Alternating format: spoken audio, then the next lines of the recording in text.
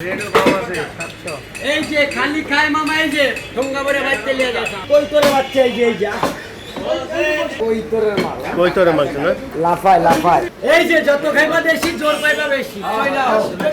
এই চইলা চরে মামা লিয়ে যাচ্ছে। আপনার এখানে কেন মাংস নিতে সাধারণ ক্রেতারা আসবে?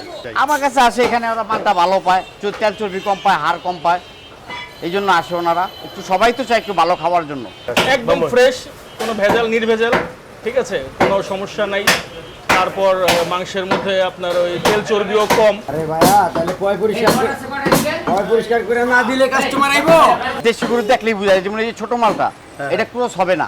আচ্ছা আচ্ছা, ক্রস হইতে হলে আপনার কমসে কম 3 মণ 4 মণ লাগবে আপনার। রেগুলার মাংস নিয়ে যাই আমরা, এখানে ভালো মাংস আছে। মহিষের মাংস ভালো। পাইকারি যেভাবে সিরিয়াল দ্বারা বিক্রি করতে হয় 700 টাকা কেজি গোস্ত, এখন আমার থেকে কেউ যদি 100 কেজি গোস্ত নেয় পাইকারি বিয়ে শাদীর জন্য, অনুষ্ঠানের জন্য, ওইটাও আমি 700 করে ধরবো। অন্যান্য জায়গায় 800 টাকা করে বিক্রি হয়, এখানে 700 টাকা বিক্রি হয়, পাইকারি বিক্রি করে তো। এই যে ওনারা মাংস নেয়, পাবলিক তাদের কাছে জিজ্ঞাসা করে দিতে পারেন আপনি, আগে কত বিক্রি করছি, এখন কত বিক্রি করি, মাংস আমারটা মান কোয়ালিটি কেমন, ওদের জিজ্ঞাসা করেন। দাম আপনার সস্তা, অনেক পাওয়া যায়, যে যেটা নিতে চায় সেটাই দেয়, মানসম্মত আর কি। মহিষের মাংসটা বেশি নেই আর কি। বেশি ভালো, খারাপ না।